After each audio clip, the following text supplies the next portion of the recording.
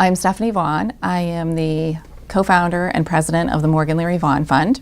My twin sons, Seamus and Morgan, were born at 28 weeks, 1 day gestation, and at 4 days old, Morgan was diagnosed with necrotizing enterocolitis and had to be transferred from Bridgeport Hospital in Bridgeport, Connecticut to Yale New Haven Children's Hospital for a surgical consult. What we didn't know at the time was that a surgical consult, in essence, meant that he had to undergo exploratory surgery. And 20 centimeters, or about 8 inches, of his small intestine was resected or cut out during the surgery. And for his age and size, that was about 20% of his small intestine. Morgan is considered an anomaly. He developed NEC at 4 days old. Typically, the babies are a little bit older than that, and it's when you start to introduce feeds that they end up developing NEC. And my gut feeling is that there's something a genetic predisposition, that there was something else going on ahead of him being fed and developing NEC. I have two thoughts. My first thought is that I hope we can get to families and parents to be before they're in a scenario like we were, with an immediate diagnosis and an immediate urgent need for surgery. I think that awareness comes through education, and it can be very powerful, and it can plant a seed in you that you may never need that information, but hearing it, knowing it, I think can put people somewhat at ease, and understand there's a lot of variables and a lot of risk factors for premature babies. Breathing, heart, and then intestine is a huge one. And we were never made aware of that until his surgery. And then I think my second one is early detection and diagnosis and intervention, because I truly believe that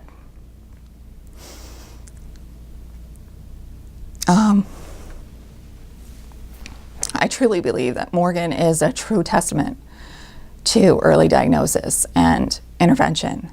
I think that all the stars aligned for him. Someone caught this really early, and they dealt with it really quickly, and they got him in the right place at the right time with the right surgeon who had decades of experience with this disease. And we knew nothing about it, and he put us at ease, and he saved our son.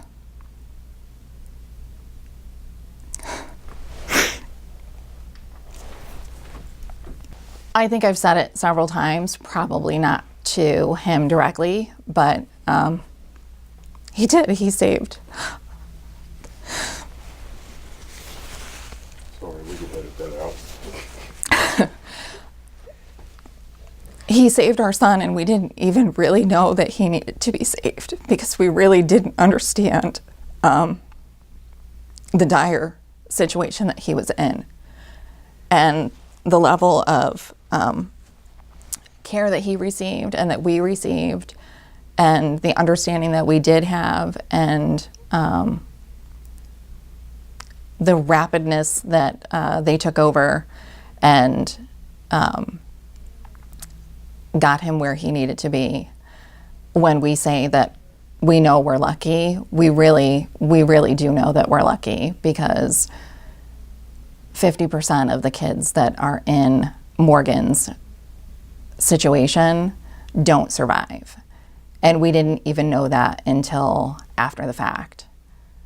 So every time it crosses my mind that he could possibly not be here, it's a constant reminder. And there are so many families that don't have their babies, and right place, right time, right scenario, we have our son. And that's what I want for any baby that is diagnosed with NEC. It's not new at all. There have been research studies and publications since the 1960s about this disease. with the frequency of prematurity and the increase with infertility assistance, which we had, you get more multiples, which means you have smaller babies that are maybe born even more preterm. So really the number one risk for NEC is being born preterm or a low birth weight.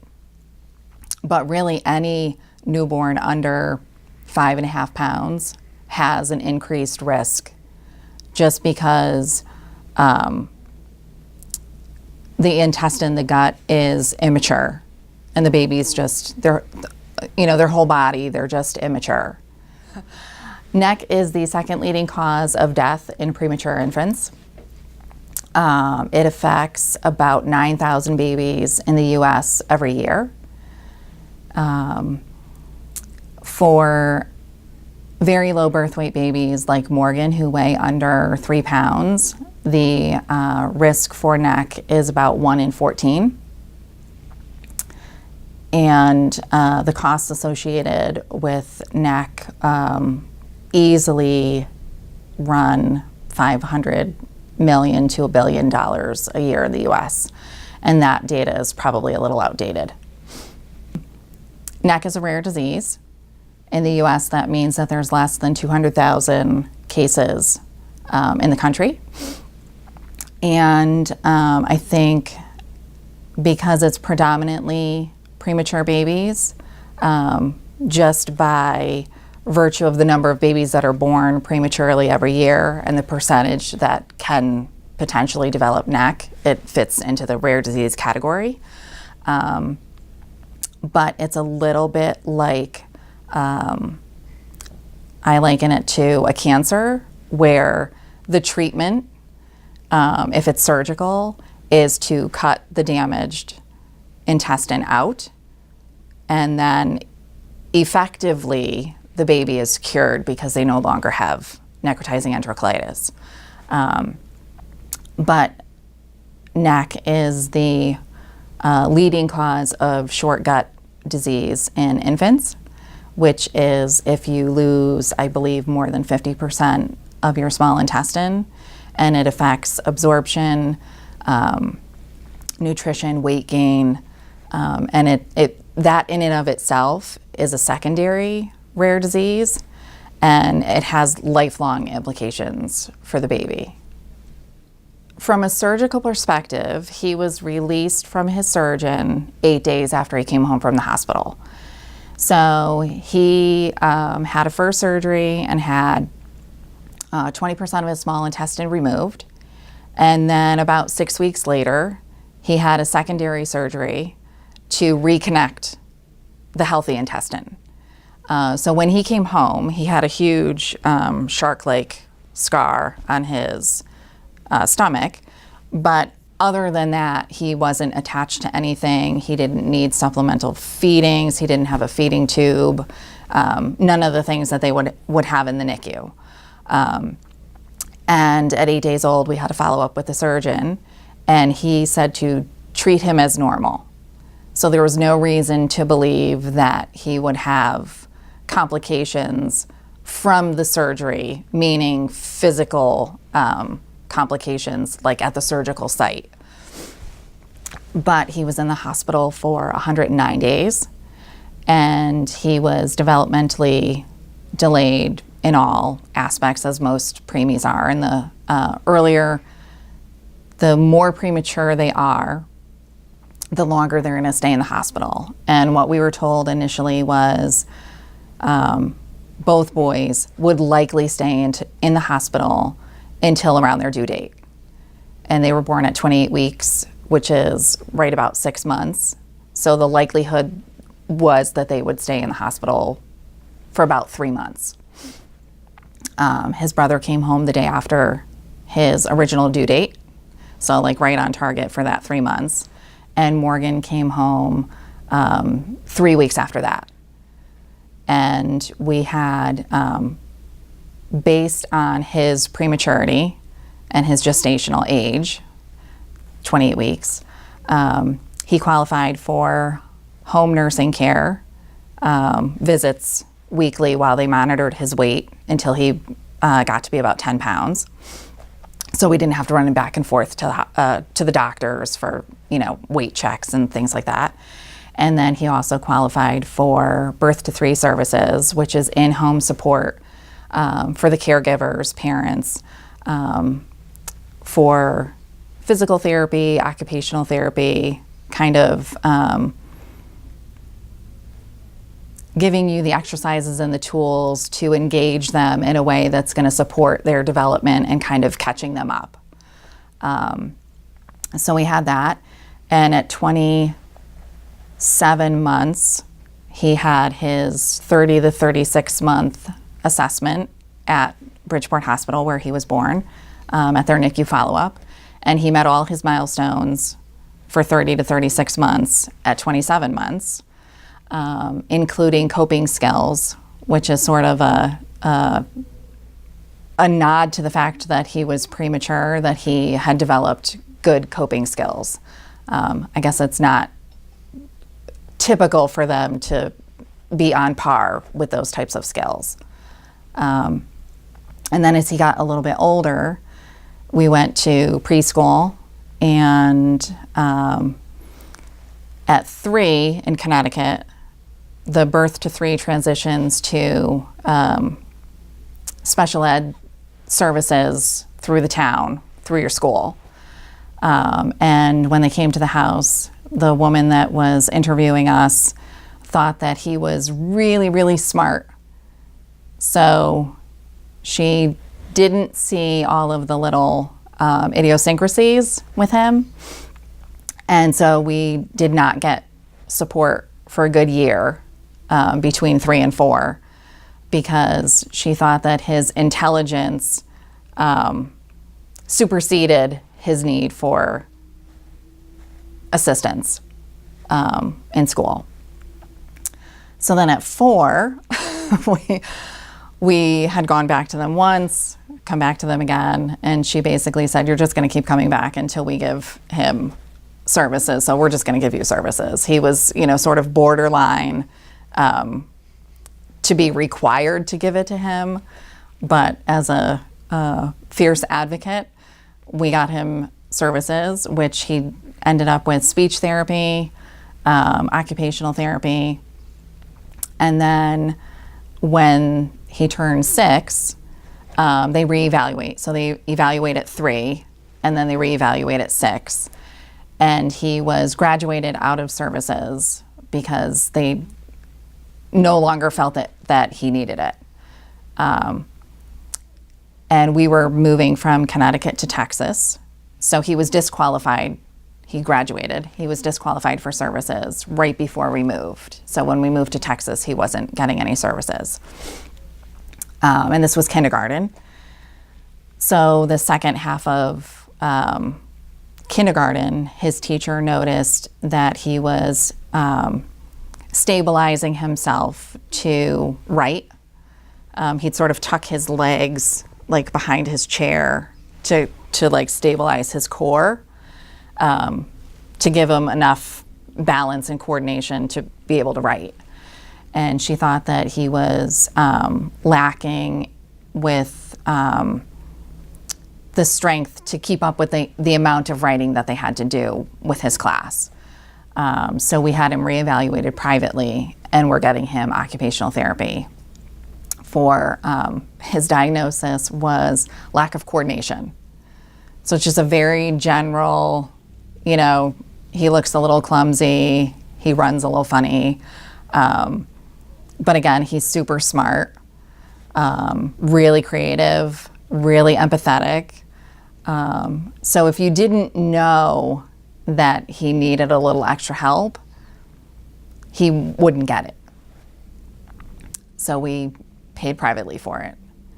And in the fall, this is now first grade, he got a scholarship to a special needs focused swimming session, which was like 8 weeks. And that's one of the best things that they can do for building up their core, coordination, hand-eye coordination. So we've been continuing with swimming, which he really likes. But it's sort of all these little things that if you weren't really comparing him to a peer that was born full-term, healthy, normal, you probably wouldn't even notice. But it's a bit of a hindrance to him, and we want him to have the best that we can give him so that he can have the best to be able to succeed like everybody else. From what we understand, from what his doctors have told us, usually if there's going to be a complication at the surgical site, they pretty much age out of that at about 3. So the fact that he came home, was growing,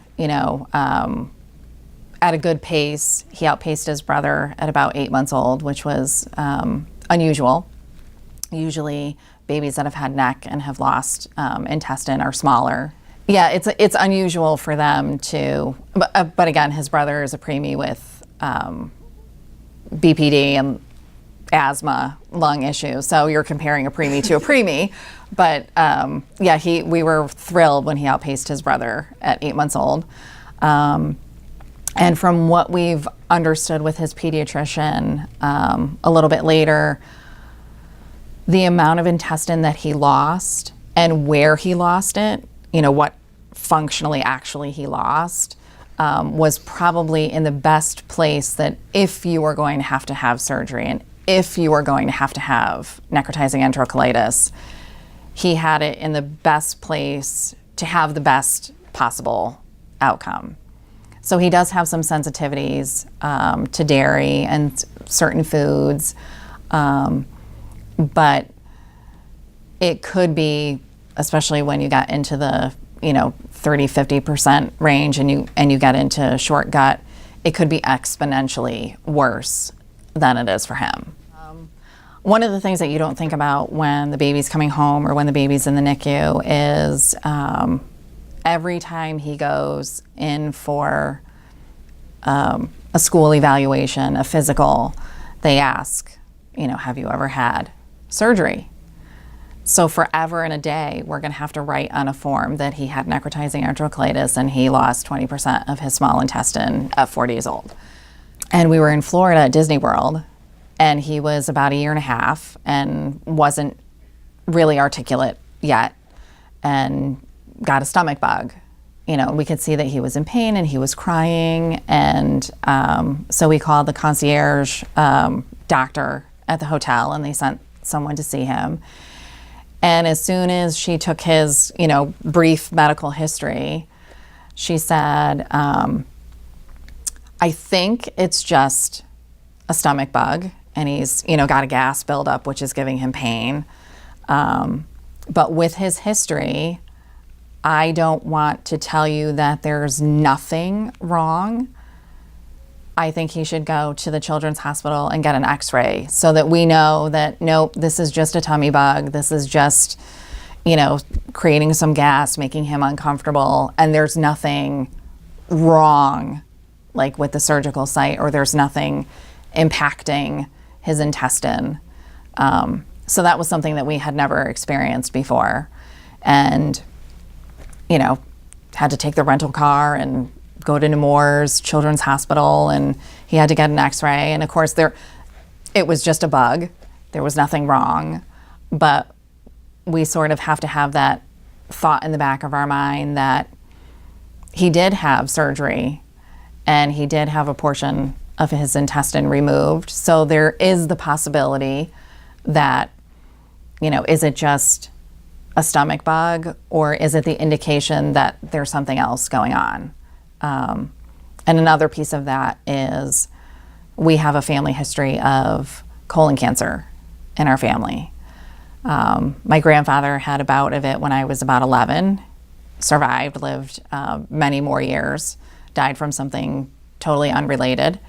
My uncle had it at about 56, passed away because he decided not to seek further treatment. So our thought is there a predisposition that he just has a weaker intestine than other babies or other children. And one of the things that we asked when he was in the NICU was, what does this look like at 10, 20, 40? Do we need to be concerned about other intestinal issues like IBS or colitis or Crohn's or colon cancer? Is there just something in our genetic makeup that's his weak area? And their answer was, we don't know, because the research hasn't been done on that yet. Because I've asked almost every doctor that I've talked to in the years that we've been doing this, and most of them say, I don't know. There's no research on that. So we've started the NEC registry, Natural History Registry for Necrotizing Enterocolitis, to gather information from caregivers or babies that had NEC, to see what are the long-term implications of NEC as babies grow into children and children into adults. And so we're hoping to be able to answer some of those questions for ourselves and for other people, because there's no information on that. Many babies didn't survive, so there wasn't babies to investigate. So now that the technology is there to support them and maybe catch this earlier, have better techniques of intervening, you're seeing more survivors. So now people are looking at NICU outcomes in the, up to 3 years old, meeting milestones and this kind of thing. And I think logically, the next set of questions is, okay, well, we've got some outcomes at 2 and 3. What about 5? What about 10? And I think that the NEC registry can be a good tool for parents and caregivers to report on, normal everyday occurrences with babies that have had NEC, and what that means. What does that look like? How does that impact them? If it does, maybe it doesn't, as they get older. Many of the conversations that we had when he was in the hospital was gaining insight into this disease. And one of the things that I saw online was interest in research. Potentially people that had a baby that had NEC, maybe they survived, maybe they didn't, but we're interested in finding opportunities to contribute to research financially, for this disease. And it seemed like nobody was doing anything about this. It seemed like the doctors didn't know anything. But the reality was that there are a lot of doctors and researchers and neonatologists that have been looking into this disease for 50 years. It's that people outside the NICU don't know about the disease and therefore don't know the inroads that have been made thus far and the opportunities for more inroads to be made on the exclusive human milk side, probiotics. If you have never heard of the disease, then your natural inclination is, how come I never knew about this? How come no one told me about this? How come nobody's doing anything about this? It's upsetting. But they are, and it's just getting them, the researchers and the doctors, getting them the attention and the funding that they need to be able to make the breakthroughs that patients and families need on that side. We've had contact with people in the UK. There's a group in Brazil that's focused on psychosocial outcomes and support for families of babies that have had NEC. I've had someone contact me on Facebook from Southeast Asia, and she said that we were the only story that she heard that had a positive outcome. So I don't know if it's that, I don't think that it's that there's not positive stories, but people don't hear those. Unfortunately, they hear of babies being lost to NAC, and it's very unfortunate. But I think that knowing that there are survivors and that babies can survive, even if that's potentially not the outcome that you have, I think that's what people are looking for. And I'm glad that we can offer that. And I've heard that more than once, that, you know, the information that's out there is devastating and it sounds awful. But there are glimmers of hope, and there are babies that survive and do well. Basically, the outcome of NAC is either the baby will recover with bowel rest and non-invasive treatments, or the other cohort is babies that have surgery and then recover like Morgan and, you know, are treated as normal. The babies that lose more intestine and end up developing short gut then become part of the short gut community. And there's not necessarily within research means to know what caused that short gut in that baby. So while they're looking at things related to short gut, there's not necessarily the line back to they developed short gut because of the intervention that they had for necrotizing enterocolitis. You know, that's not the only reason that babies or children can have short gut, but it's the number one reason that a baby would have short gut is surgical intervention for NAC.